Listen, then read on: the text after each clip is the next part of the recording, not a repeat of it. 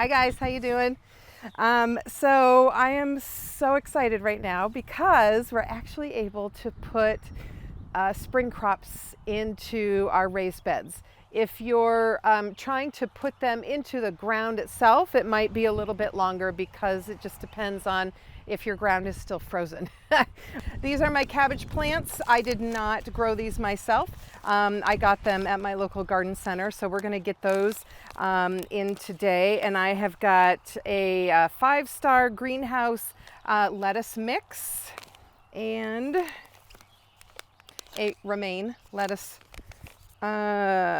broccoli, which looks a little peaked right now. I forgot to water it, and so you know, we're having some issues, but it'll be fine. So, and then I have some candy onions that I got from, I think, Burpee Seeds. I'm also going to grow some carrots. So this is from Johnny Seed Sugar Snacks, a kaleidoscope blend, which has the purple, the yellow, the regular orange, and atomic red.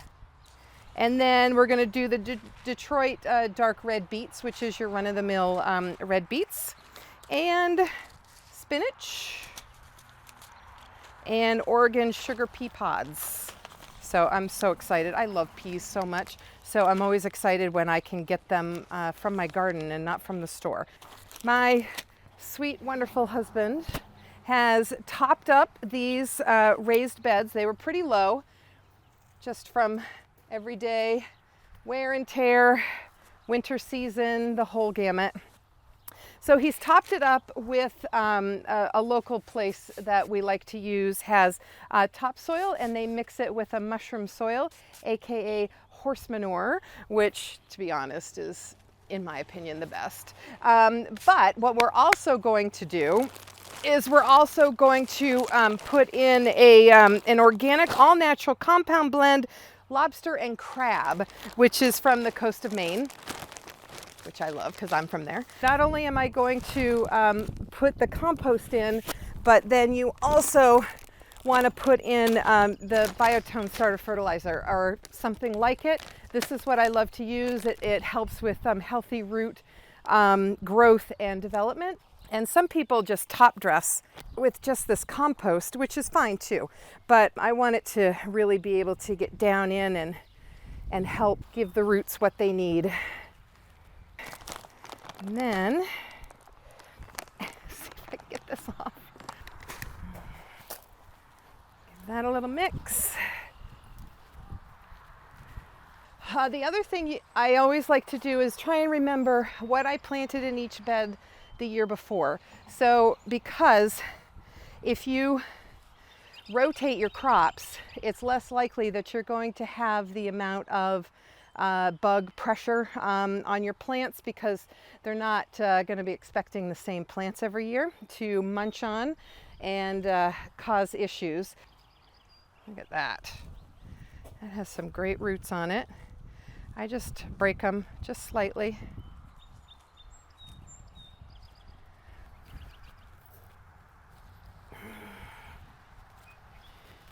Hey presto.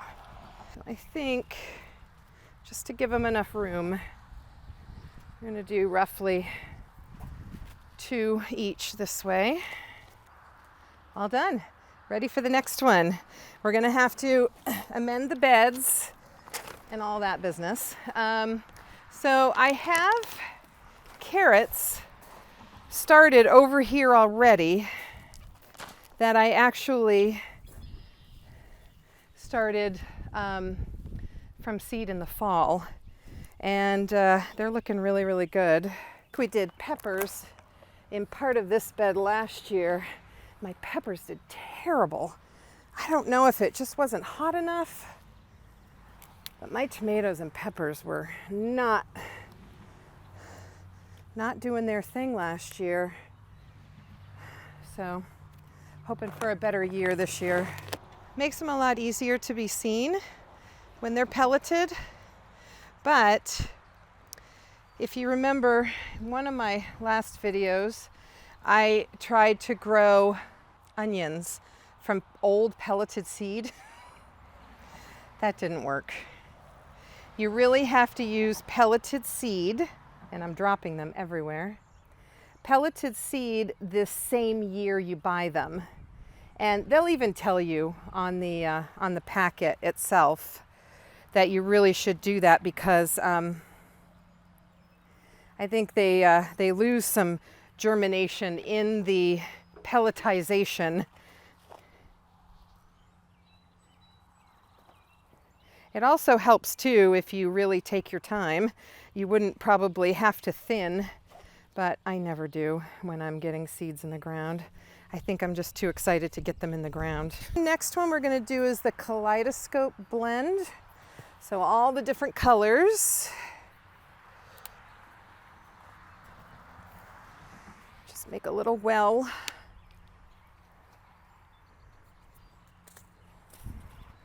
So you can see how small they are, and once they hit the soil, it's extremely hard to see them. But, whoops, a little breezy here today. There we go. And then just gently cover them over. Great.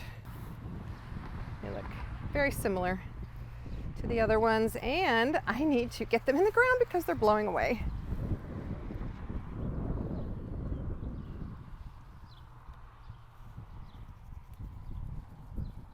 Perfect. Okay. Cover them over quick.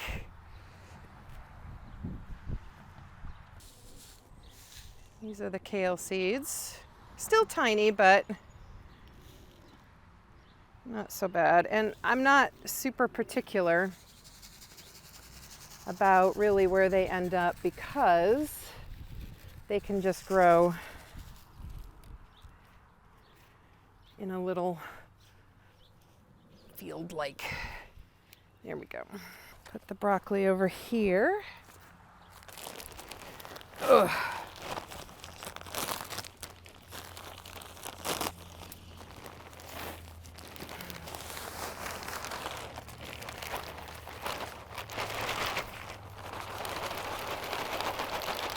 So you'll see that I already have some green leaves coming out from the corners. Those are actually my strawberries, which this year I've decided I'm going to transplant out and put them into containers that will hopefully be able to hook onto the fence. You see all those flowers?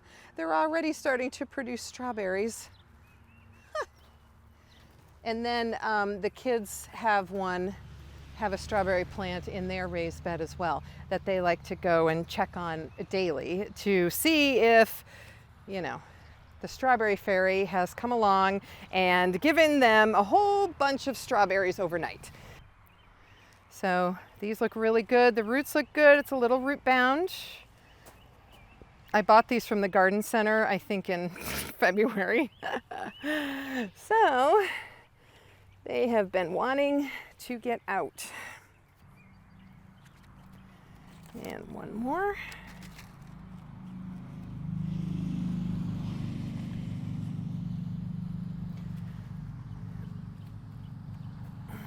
Okay, this is my good old broccoli tag, in case I've forgotten what plant that is.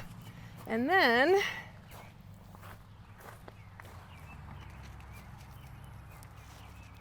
I'm going to seed some spinach. So, like I would if I was doing lettuce from seed, I just sprinkle.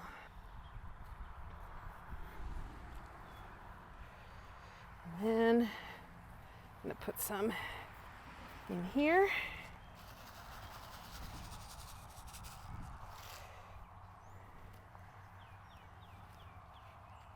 We're going to do our peas and our beets next.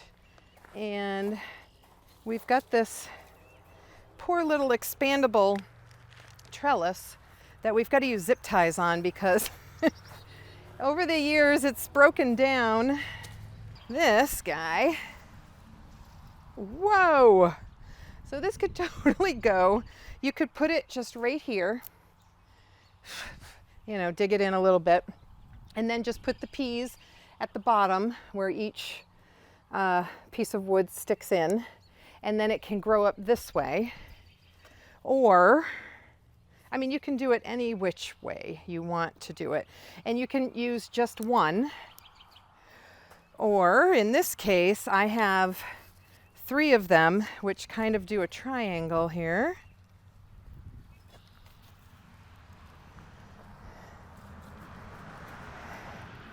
So you can make it as big or as small as you need it to be, which is really cool. But it doesn't really stick together super well. So that's why I have zip ties. Not your standard garden fare, but it works.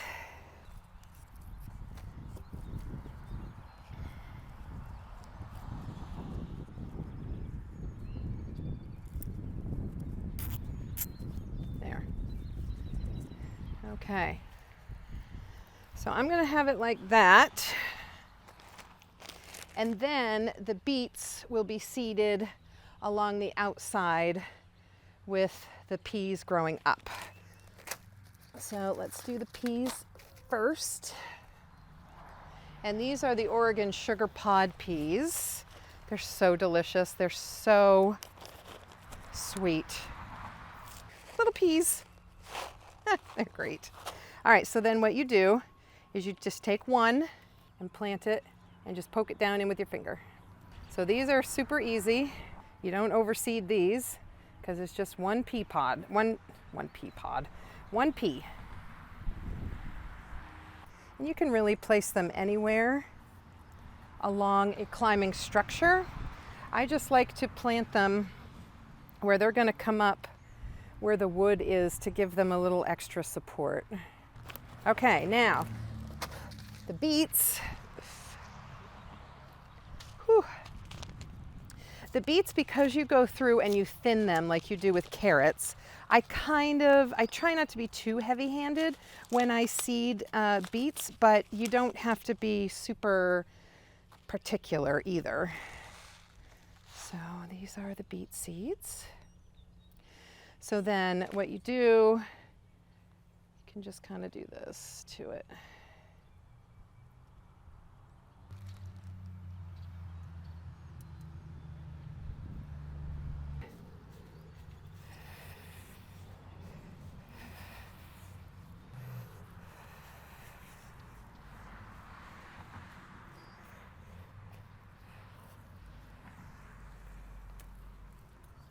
All right, so we have beets and we have peas. I am so excited. Okay, so I've done all the amendments and put everything in this bed. This is almost the last bed. The only thing left that we have to do yet is onions. I wanted to address the drip line first before I put the lettuce in, because those are actual plants, and so I wanted to make sure that I was putting the plants where there is a drip emitter. Right now it's attached to a 1/4 inch water supply line, but we're going to be changing that out to a 1/2 inch because we get much better water flow that way. But for right now it's on a 1/4 inch, and this is a 1/4 inch drip line, and it's a 1/4 inch every 6 inches. And so there's all sorts of drip lines out there that you can get them in 6, 9, 12, probably 24 inch drip lines, that kind of thing. I like to use the 6 inch because it has better water coverage to be able to handle seeds and all of my plants as well. So what you do is you just tack it down with a garden stake, or staple as they're called. Where did I put all my oh, they're on the ground. Using these year after year is great and preferred. Does it always happen?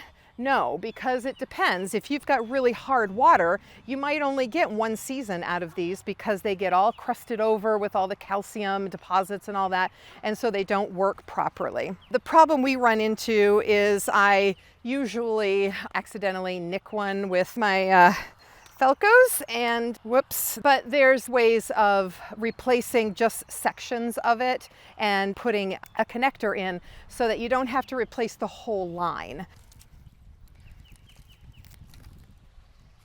And it's okay if soil covers them, they still work just as well.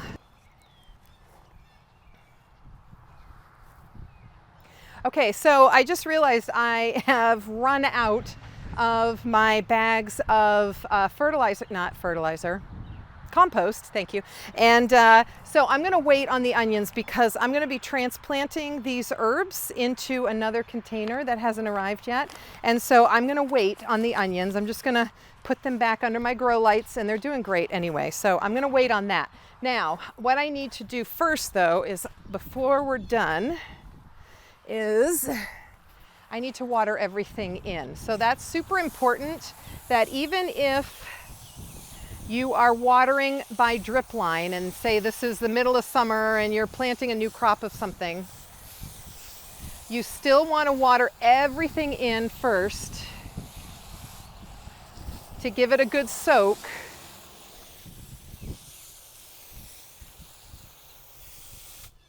And then your drip line can do the rest. Doing an overhead water at first to settle them in is good for them, but then they like to be watered from below.